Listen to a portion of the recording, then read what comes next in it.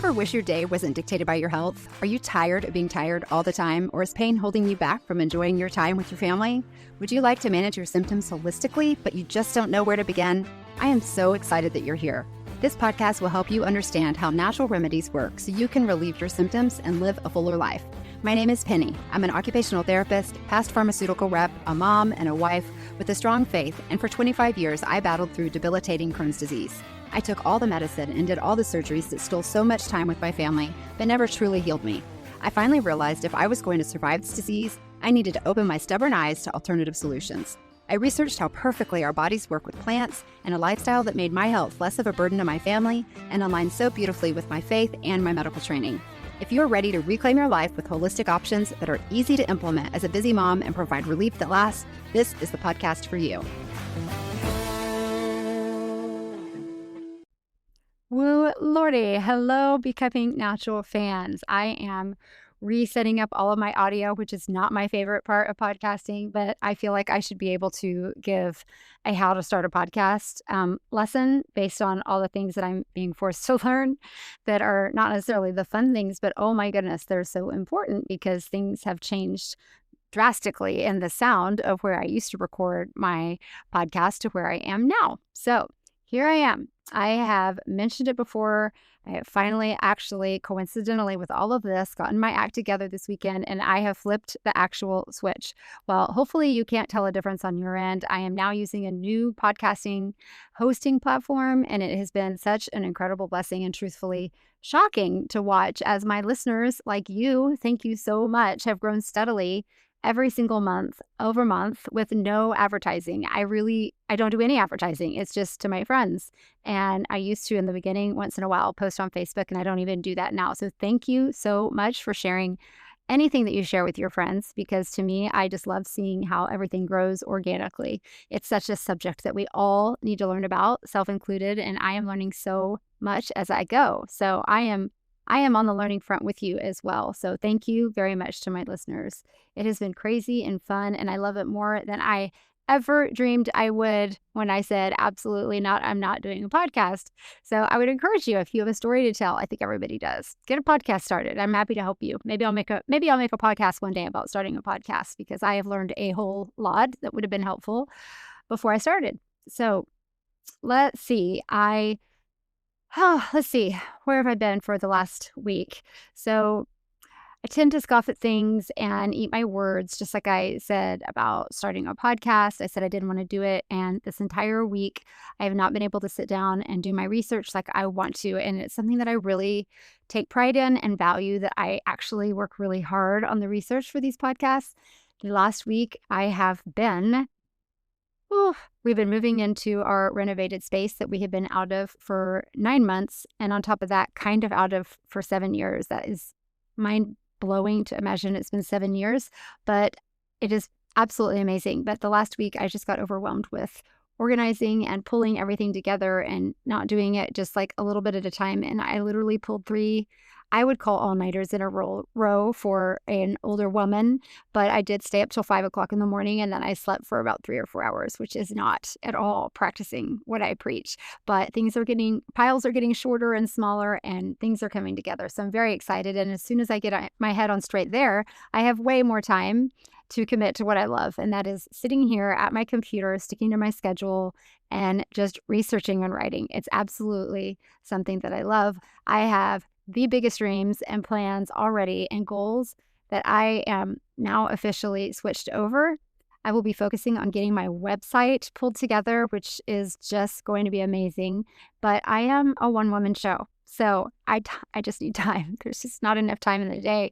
And when you think your kids are at college and you're so sad, and then you realize you have time freedom, and then you realize that they call you 5 times a day because you become their personal admin, I mean, it is such a blessing, but at the same time, I can't complete a thought because I am still my children's personal admin, and I love every minute of it. But I am going to move forward with the last 2 mini pods that we talked about, cleaning your skin naturally without the harmful soaps that will strip your skin of all the bad ingredients. And I am going to just pretend that I didn't slip behind last week, There is nothing I love more than sitting right here doing all of this. And when I get off course and I lose my routine that I depend upon, I get a little frazzled.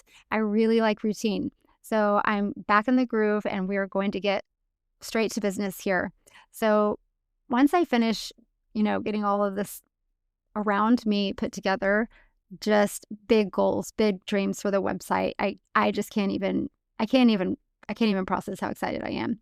Not only that, but to have my own office. I haven't had my own office like ever. So this is the fifth of our six suggestions for how to have a way to clean your skin naturally without it being harmful, without it having toxic ingredients, without it stripping your skin of the good things that it needs in our microbiome, the word that we hear all the time. Our skin has a microbiome, and our skin is the largest organ in our body. So, of course, we should be treating it well. And we don't. None of us do. It's terrible. So far in the series, we have explored learning through oil cleansing. We've talked about raw honey. We've talked about clay powders and herbal powder pastes that you can actually kind of layer in with those clay powders. So if you want to go back and listen to those, you could probably, binge those really fast. There was one first one that talks about ditching soap, and then there's a few ideas and solutions after that. But today we're going to dive into something that might already be sitting in your pantry, as many things are, or hiding in your bath salts.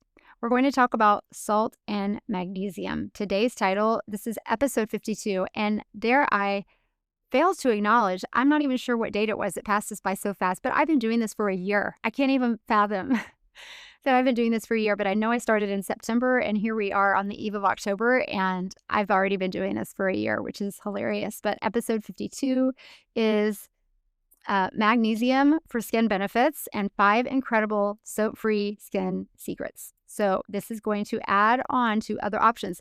These are all different solutions to not using soap. You don't have to use all of them. I'm a big fan of just kind of going around the horn and use different things at different times. I have lots of different things by my bathtub, and I just feel like getting a big circular wide swath of doing different things just makes me feel like I'm hitting a lot of different things that may work one way with one detox or cleanser that doesn't work with another. So I can't say there's one I love more than the other because I love them all. So we're talking about salt and magnesium. And before you picture me sprinkling Morton's table salt straight into the shower, let me explain. We are talking about using salt and magnesium-rich minerals as natural cleansers that don't strip your skin, just like I said, but instead they balance, they detoxify, and they actually even soothe irritation. And I know that's not something you automatically think of with salt. You think that, oh, they're putting salt in a wound. You think that it's burning and making it worse, but it actually soothes your skin. I cannot impart enough that when you use natural solutions for anything that we've talked about for the last year, but it is just like this eye-opening aha moment for me with soap, that the amazing benefits that come in layer after layer after layer of not only cleansing the surface of your skin with a clean, natural product, but also without stripping all the goodness away. The ingredients not only cleanse your skin, but they detox your skin from the inside out and pull all the nasty stuff on the inside out, which we're going to talk about in a minute. And then they actually seal the entire cleansing process deal with soothing your skin if there is any irritation. It's just amazing that when we eat certain things or we put certain things in our bodies, we're worried about the side effects that are negative to our bodies. When you treat your body naturally and you do any of these things that we have talked about, you're not only treating your body well, you're getting so many more beneficial side effects, not bad side effects. It's helping with so many other layers in your body. It really just blows my mind, actually. It's just so amazing how intricately our bodies are. So, okay, first we're going to hit salt.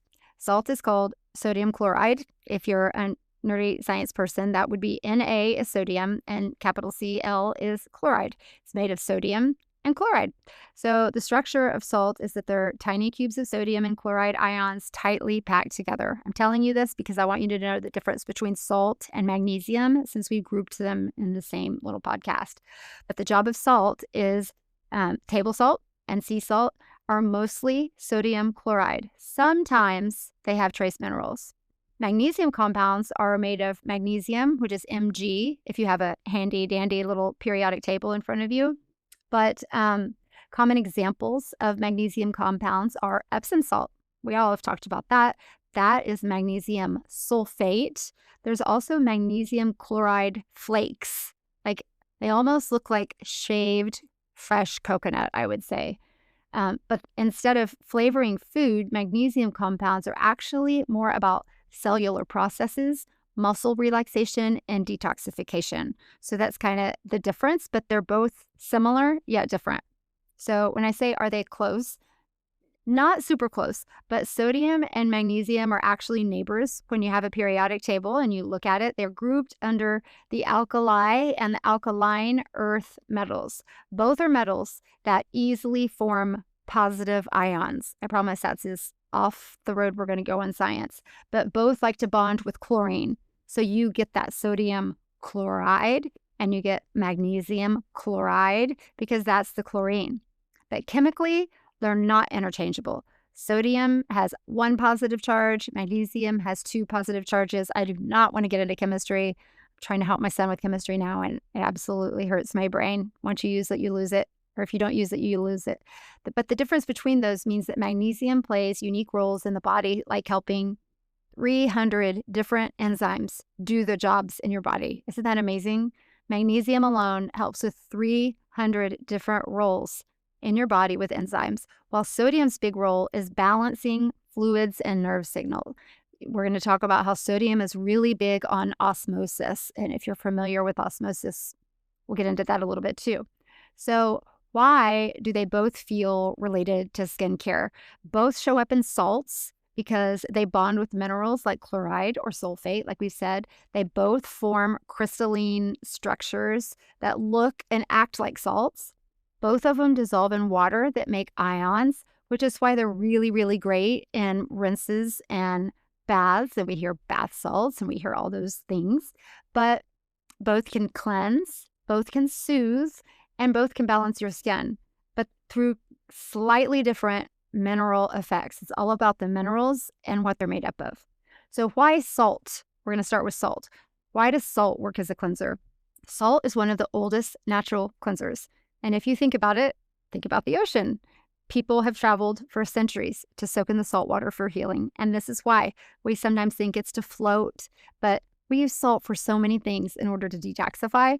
And I never really thought it through to think, oh my gosh, this is actually really good for my body. But number one, obviously, exfoliation. Salt crystals gently slough off dead skin cells, leaving your skin softer and smoother without those harsh scrubs. So you can buy salt scrubs anywhere under the sun, right? But you have to look at the ingredients. But that is what salt is used for. And one way is with exfoliation. Another is it provides a mineral boost. So sea salts and Himalayan pink salts, which we're going to get into the difference in all these here in a minute, they contain actually trace minerals, my favorite, like potassium, calcium, magnesium, that support skin hydration and the barrier function of your skin barrier, keeping it healthy. And if you can believe it, I do, because everything is becoming this, but salt is also antibacterial and antimicrobial. So salt naturally pulls water out of the bacterial cells, like I said, through osmosis, which microbiology research confirms this. Salt pulls the water out of the bacterial cells, which is why it's been trusted in wound care for so many centuries. That is why the saying of putting salt on a wound works. But why does that work? So salt kills these cells, harms the microbes, because that osmosis, which means it draws the fluid across the membrane. Salt is what you call hygroscopic, Hygro, scopic. And that means it attracts water. So when bacteria are in a salty environment, the salt outside of the cell creates a higher concentration of solutes than inside the cell. And so the result of that is the water rushes out of the bacteria to balance things out. And this action actually shrinks that cell with the bacteria in it. It's called plasmolysis. I know that's going to be on the test, my friends, but it dehydrates the cell. That's all it does. It creates this balance between the ions. It rushes the fluid out of the cell, dehydrates the cell, which ultimately kills the cell, which is full of bacteria. I mean, how cool is that? It's just amazing to me. I'm a science nerd. But what that does, without enough water, the bacteria can't carry out the normal functions like metabolism, like replication of bad cells with bacteria in them, or repair. So many of those cells die, and others will actually go dormant because they don't have the proper ingredients, the proper particles, whatever you want to call them, within that cell to do the job that they think they need to do, which is being a bacteria and hurting your body. So that's why salt helps when it talks about healing wounds. So does this kill the bacteria? Yes. Enough salt essentially dries out and destroys the bacterial cell. That's why people salt meat. That's why people salt fish. That's why it's used as a preservative for food for centuries. We've all used salt to preserve foods.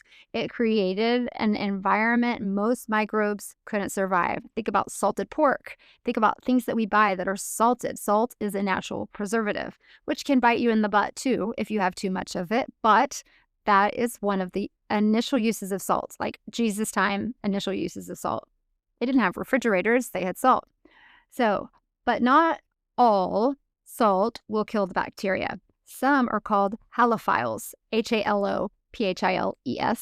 Those are salt-loving microbes, which actually thrive in salty environments like, guess what, the Dead Sea. And we all hear how wonderful the Dead Sea is. I would love anything to get in the Dead Sea, but these are very special cases, these halophiles, and they are not the ones that actually cause infections. They're actually not bad bacteria.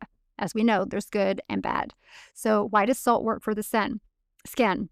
When you use saltwater rinses or saltwater soaks, it doesn't sterilize your body like a bleach does, but it does reduce that harmful bacteria by dehydrating them, by using that osmosis. It gently cleanses while supporting your skin's own barrier and microbiome, the good bacteria that are living on us.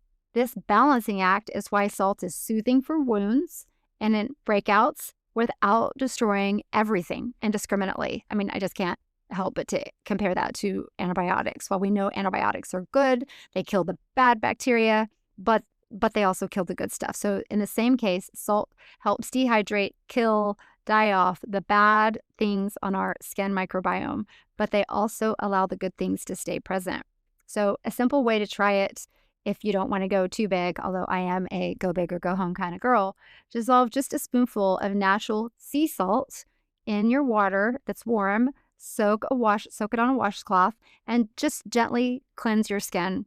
It's like bringing the spa to your bathroom, minus a little bit of cucumber water. But this, in essence, will clean your body. This is way different. We have to change our mindset here, y'all. It is not needing a big old bar of Dial soap, like I said. This is the natural way to clean ourselves.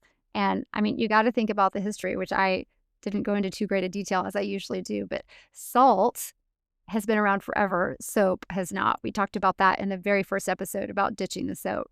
So now let's talk about magnesium. It's more than just a relaxing bath, but magnesium gets a lot of buzz lately. A lot of people are talking about magnesium for the stress relief and the sleep aid that magnesium is. But it is also a powerful skin ally. And here's how. Number one, it detoxes and it helps with actually your circulation. So magnesium helps draw out toxin and it improves the blood flow when it's absorbed through the skin. It soothes inflammation, and studies show that magnesium can calm your skin conditions like eczema, psoriasis, or acne. The Cleveland Clinic even notes that magnesium not only eases stress, but it also strengthens that skin barrier and helps with hydration. So it's actually building that barrier in the process, which is amazing. And then it supports the skin barrier by reducing, answer me this, it reduces the stress hormones in the body. Magnesium indirectly supports healthier skin because it is reducing the stress hormones in our body. And we all know that when we get overstressed and we have the cortisol spike that everybody talks about, but that just causes all these premature aging. We don't have the antioxidants, everything. It is amazing to me how everything just works together. I will always say it like a symphony. So when one little part of your body is off, it all kind of starts to fall apart, and your body can only compensate for so long for the pieces of your body or the parts of the system that don't work together. So indirectly, magnesium can actually support your healthier skin by maintaining better hormones in your body. So a lot of times we talk about Epsom salts, which are magnesium sulfate, and then we could talk about magnesium flakes. And I had always heard magnesium flakes are better than Epsom salts. I got them, but I didn't know why. But flakes are magnesium chloride, Epsom salts magnesium sulfate. But they can be dissolved in water for a cleansing soak, and even a really quick salt rinse on skin in the shower can refresh without your soap. WebMD highlights that Epsom salt baths are one of the simplest ways to calm irritated skin and relax sore muscles. And this will take you back to my sweet boys who are athletes. And I have these amazing bath bombs that are Epsom salt and clean organic CBD oil. And every single lacrosse game, every single football game, it just makes me so happy because they listen to so little that I say. But by golly, they will all swear by their CBD bath bombs. They will go straight to the hot bath and say, "Where's a bath bomb?" And I just buy like 50 at a time because I know after every practice, every ball game, they're all going to be in their bath bombs and they love them. So the different kinds of salt and magnesium and why the purity matters. And this is what I found the most interesting, because there are so many salts, and how do you know what salts you're using? And just like everything in the world, one salt is not the same as the next salt. It's not as pure as the other, yada da. So first and foremost, table salt. We all know what table salt is. It's in your shaker. It's super refined. It's stripped of absolutely any trace minerals, and it often contains additives to put back in because it's missing those trace minerals. So skip that entirely for your skincare, if not everything else. Sea salt is from evaporated seawater. That makes sense, but it is still very rich in minerals like calcium, potassium, and magnesium. It is excellent for gentle cleansing. So then we have Himalayan pink salt, which everybody is talking about now. You're seeing it around a whole lot more, but it is packed, y'all, with over 80 trace minerals. You know how much I love trace minerals. 80 trace minerals just by using Himalayan pink salt. I am completely converting to Himalayan pink salt. The other thing that, just a side note that I know about this, is if you're using Himalayan pink salt in your food, it is best to, you know how they kind of come in rocks? It is best to wait to grind it until you're ready to use it. But as far as when you're worried about your body or using it in your body, it's okay to go ahead and get ground pink salt. But when you're using it for food, you want it to be in a grinder and grind it as you need it. But Himalayan pink salt is mined from ancient deposits, often soothing, very much less irritating. Healthline points out that it is also packed with the 80 trace minerals. And by using those 80 trace minerals, guess what? Like I've always said, it boosts your hydration. Thank you, Healthline, for supporting my biggest thing that I stand on is keeping hydrated. The other kind of salt is dead sea salts. So many of us haven't experienced it unless you found a quality product online, but it is harvested from the Dead Sea. Famous for its therapeutic properties. People talk about it far and wide, and it's really good for skin conditions, of course, like eczema, psoriasis. Just so you know that these skin conditions that we keep repeating and talking about, that's all inflammatory. So everything that we talk about is inflammatory. The source of all illness is inflammatory. So skin diseases, the source, inflammatory. So Dead Sea salt is very good for eczema and psoriasis. In fact, in an NIH study, they found that Dead Sea minerals can ease eczema and psoriasis. Absolutely au naturel. It's one of the best things you can do. So then we have different kinds of magnesium. We have Epsom salt, which is magnesium sulfite. It's affordable. It's classic for baths and soaks, though it can be slightly drying if you actually use it alone with nothing else.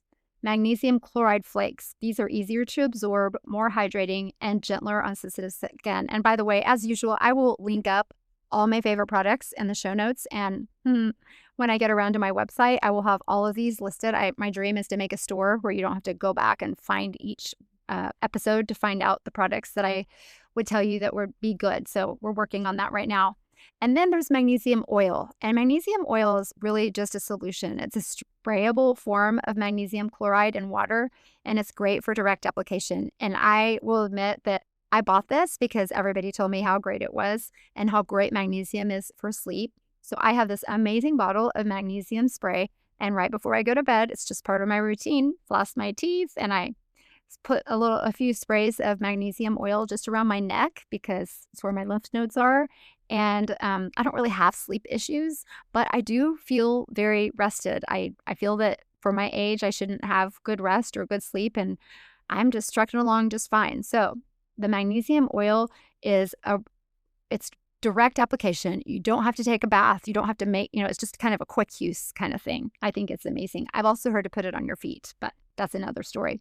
So we're going to go back to one of the same things I repeat all the time, but why does a single ingredient matter? You still have to look at all of your ingredients, which is why I will recommend products that I have researched high and low.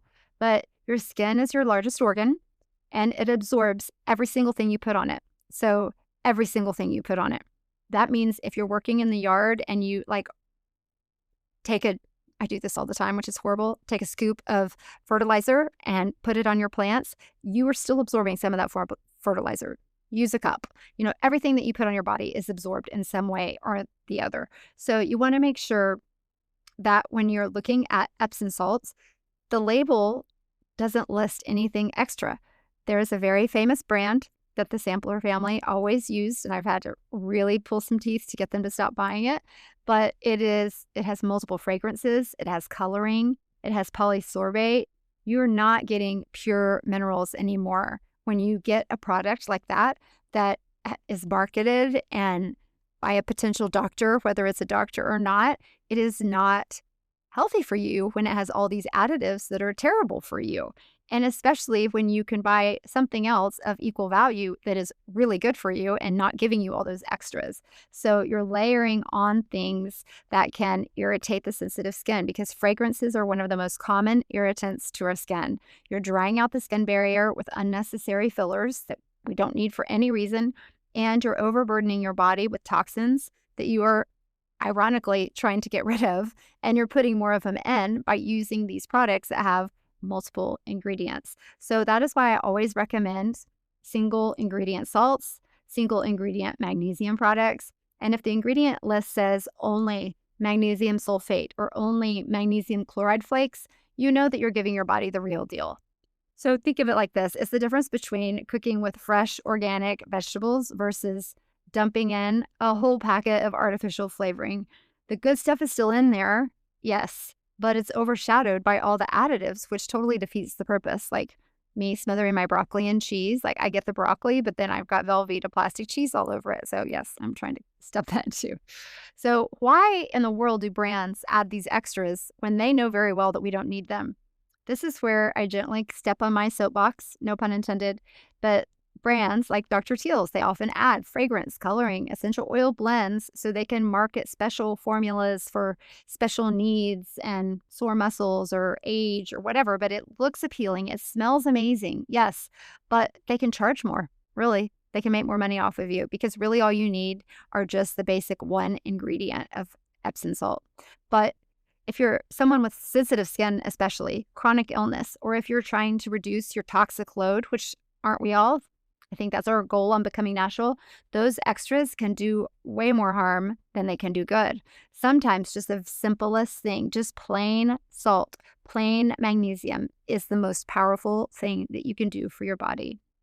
So I did do a little bit of a deep dive on grinding pink salts and what's the difference? Why does it say to grind your pink salts? And does that make a difference whenever we're using it in our body and in our skincare? And what I've discovered was for flavoring your food, yes, makes a very big difference because if you grind Himalayan salt right away, it can be used to make a difference in taste and texture since large crystals can clump or get exposed to moisture over time. That's why chefs love grinders. But for skincare, it really doesn't make a difference. The mineral content in the salt, the magnesium, the calcium, the potassium, the iron, it's all stable. So grinding it down does not change its effectiveness. It just changes the particle size. So you're totally safe if you use a ground pink Himalayan sea salt, as long as it's one ingredient. in your baths or in any sort of cleansing with salt or magnesium on your body. Smaller grains equal gentler exfoliation, larger grains, obviously a stronger scrub. So, grinding on the spot is more about convenience and texture than it is about preserving benefits. I was very happy to know that answer. So, do salts lose their potency over time? Excellent question. Minerals don't expire. Sodium chloride, magnesium, potassium, all the core minerals are incredibly stable. Himalayan pink salt, for instance, is millions of years old. Grinding it into your kitchen doesn't suddenly start a ticking clock. What does happen over time is it will absorb the moisture. Remember how I said that it loves moisture? So it grabs that moisture. It's hygroscopic. That was our term of the day. So because salt is hygroscopic, meaning it pulls that water from the air, over time it actually can clump, cake, or get a little damp. And I personally thought that meant it was getting old or, on sugar, you stick a cracker in there to dehydrate it. It does not matter at all that it clumps. What you do want to worry about is contamination. So if salts are stored in open containers or in plastic bags that can absorb that plastic, that's a future podcast. They can pick up dust, they can pick up odors, they can pick up bacteria from bathrooms and kitchens, almost like we know not to put an onion in the refrigerator because it'll absorb all the bad stuff in the refrigerator. So just as long as you keep your salt covered and contained, it's going to be just fine for a very long period of time. The other reason that things can happen to salt over time to lose potency is simply because they have added ingredients if you get the wrong salts. So if a salt product has oils, fragrances, or fillers, like some of those bath blends we talked about, those extras can actually degrade, it can oxidize, or it actually can make your salt go rancid, puke, and making the product less effective and possibly even more irritating to your skin and to your body. So as long as you're buying single ingredient pure salts and storing them in a glass jar, always glass, with a lid in a cool, dry space, your salts should literally last indefinitely, forever. So a note on Dead Sea salt. They're especially rich in magnesium and bromides, which makes them more hygroscopic, which means it makes them draw in that water more. So when we say salt is hygroscopic, remember, it means it grabs the moisture from the atmosphere. It takes in that moisture into the salt. And that's why salt sometimes clumps in our shaker, or why Dead Sea salts feel damp in the bag. I don't know if you've ever noticed that if you've bought Dead Sea salts, but they're actually dry. They just retain more moisture in the molecules than most other things. It does not mean that the salt is spoiled. It's just doing what salt does best, which is pulling water towards itself. That's why we use salt. We dehydrate ourselves by using that salt to pull the toxins out of our body or to pull the water out of those bacterial cells that actually heal us. So all these things that we've known, osmosis, we know these things do things. Never ever did it cross my mind that it's doing those things for the benefit of our bodies. Truly remarkable. So they suck up water even faster than Himalayan or Celtic salt. That's the Dead Sea salt. They can clump more quickly or feel damp in the bag, but that is not them going bad because you might pay a little bit more for Dead Sea salt. So I don't want you to get rid of it. It just means the minerals are still active, which means they're still attracting moisture. So if they're still attracting moisture, that means you still have really good minerals in that bag of Dead Sea salt. I love how salt never loses its essence. It stays true over time. It's just amazing to me because you think of in Matthew 5:13, you are the salt of the earth. But if the salt loses its saltiness, how can it be made salty again? I never understood that verse. But from a spiritual perspective, Jesus was not talking about chemistry. He was actually talking about your integrity and your purity of purpose. Just as salt remains stable when it is kept pure, our lives hold their flavor, quote flavor, when we stay rooted in what God has designed us to be. So we can stay salty over time. And I've heard people say, stay salty, if that's what they're referring to. So finally, we're getting close to the end here. How do you use salt or magnesium daily? How can you apply this to your life? And there are so many ways. You do not have to take a full hot bath every day, though I would never say no to that. There are simple soap-free swaps. So first, you can do a saltwater splash. Mix half a teaspoon of sea salt in a cup of warm water, splash it onto your skin, and then rinse it off. You can do a magnesium rinse. Same idea. Dissolve a small handful of Epsom salt or magnesium flakes. Make sure they're only one ingredient in a basin of warm water. Use as a quick body rinse. Then towel dry. magnesium spray, just like I told you what I use, and I'll link this in the show notes. It is actually a water-based solution of magnesium chloride. It feels a little bit oily, which I don't really feel too oily, but I'm going to bed. But it isn't actually an oil. It works because it absorbs directly through the skin, so there's no bath required. It's a really quick fix, and it's really easy to do. You could even do it as you're walking out the door. I don't care when you do it. I do it at night simply because someone said it helps you rest. But the benefits of the magnesium spray, there's convenience because it's a quick spritz before bed. You don't have to go to the tub. It's targeted relief. You can apply this directly to sore muscles or restless legs if you have restless leg issues, or even the bottoms of your feet is a great spot for absorption. Our feet are really, really great places to focus some of our natural remedies. That's another issue too. So it's really good for sleep support, magnesium. I think we all know this. People find it calming because magnesium helps regulate your melatonin cycle, which we've talked about that before too, that your melatonin cycle actually starts the very first minute that you wake up. You need to go outside, look at the sunlight, get your bare feet on the ground. That's what triggers the start of the melatonin. And it takes all day long for that melatonin to get to a point to make you sleepy again. So by using the magnesium, it actually helps regulate that rhythm and that nighttime control of your cortisol. There's so many things that you can do to help your sleep and not pop a pill. Your body just acclimates. It's just easy. It's amazing. The downside of magnesium, which I really don't think is a downside, for some people, I guess it can feel a bit tingly or itchy. I've never had that feeling on sensitive skin, especially if your magnesium levels are low. And I do know that my magnesium levels are low and I don't feel those symptoms. Another way to use it, the magnesium salts or the Epsom or magnesium flakes, is you want to soak it with Epsom or magnesium chloride flakes in a hot bath. It is absorbed through your skin while you soak in warm water. You can have full body relaxation because that heat plus magnesium is major muscle tension release. It is skin soothing. It helps with inflammation. It helps with eczema. It helps with psoriasis. It helps with dry skin. And it is an incredible detox. Remember, it crosses that skin barrier. The salt drags out the bad stuff or the bacteria in your body, and it dehydrates those cells, and then it makes them to where they can't survive. So the sulfate that is in Epsom salt supports those detox pathways, which the spray does not provide. So those are the difference between the spray and actually submerging yourself into a bath, which I'm a big bath girl. The downside, simply, if you call it a downside, it requires tub time, which is like my most coveted 1 hour to 2 hours of the day. My family will tell you 2 to 3 hours. All right. So spray versus salt, they're different tools. So spray is your daily supplement, easy, fast, targeted, great for consistent use. Salt soaks are therapy session, deeper, more restorative, especially when your body or skin needs extra help. Turn out the lights, light a few candles, put on some nice music. Most relaxing time of your day. Look forward to it, especially young moms. Lock the door. And you may see those little fingers and toes coming underneath the door, but that is coveted mom time. My bath time was always my me time. Still is.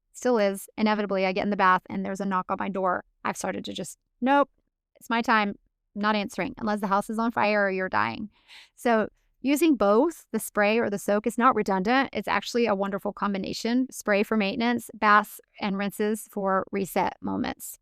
You can make do-it-yourself salt scrub, just mixing sea salt with apricot or jojoba oil. We've talked about those in the oil cleansings for a gentle exfoliating cleanser. You can use them as a foot soak. My husband loves this. Magnesium foot baths double as a skin cleanser, a stress reliever, and also a detoxifier. And we all have heard how you detoxify things outside the bottom of your feet. So yeah, one more way to detox. So it's not like this massive detox that you have to like prepare yourself and, oh my gosh, I'm doing a detox. It's just all these little things come in layers and baby steps. And if you do them every day, every other day, once a week, whatever, you're just doing all these different layers that are supporting your body and supporting your health. Matthew 5:13, you are the salt of the earth. Salt was really, really valuable in Jesus' time for preserving, like we talked about, food, for cleansing, and for healing. Isn't it amazing that God wove these same properties into his creation from back in his day to care for our bodies that still work for us today if we would just open our eyes and use them. And I think a lot of us are already using them. This is, I think, one of the easiest shifts. We just didn't know why we were using them and that they were actually doing amazing things for us. The key lesson here is if you were already doing magnesium or you're already doing salt baths, is to make sure you're not getting all those added extra ingredients that are defeating the whole purpose of your bath, of detoxing you. So magnesium was found in the earth, the ocean, and even in our cells. It reminds us that God's design is totally complete from inside to outside. He didn't forget to give us exactly what we need. So sometimes healing is found not in a fancy lab-made bottle, but in the simple minerals that he placed in the sea and the soil, to go and float in the ocean, to go put your toes in the sand. You know that feeling of getting caked in salt when you go to the ocean. All of that is so, so good for our bodies. It's so amazing. And to see full circle how it really works for us. Purity brings clarity, and our bodies often thrive in pure, simple forms of what God has already given to us. So just a few quick tips and cautions before we close. Choose the natural salts, Himalayan pink, Celtic sea salt, Dead Sea, or Epsom, not table salt. Look for single ingredient labels, no dyes, no fragrances, no additives, no extras. Don't scrub raw, broken, or freshly saved skin. Owie, it hurts. I've done it. Wait until you have non-shaven skin, or do it before you shave. If you have any sort of kidney disease or are on any medications that detoxing or dehydrating your cells might be a concern, please, please, please check with your doctor before you use frequent magnesium baths. I am not a doctor. I am not prescribing medicine. I am just a mom who does research and is figuring things out on her own for what heals my body. So always, always talk to your doctor. Start small.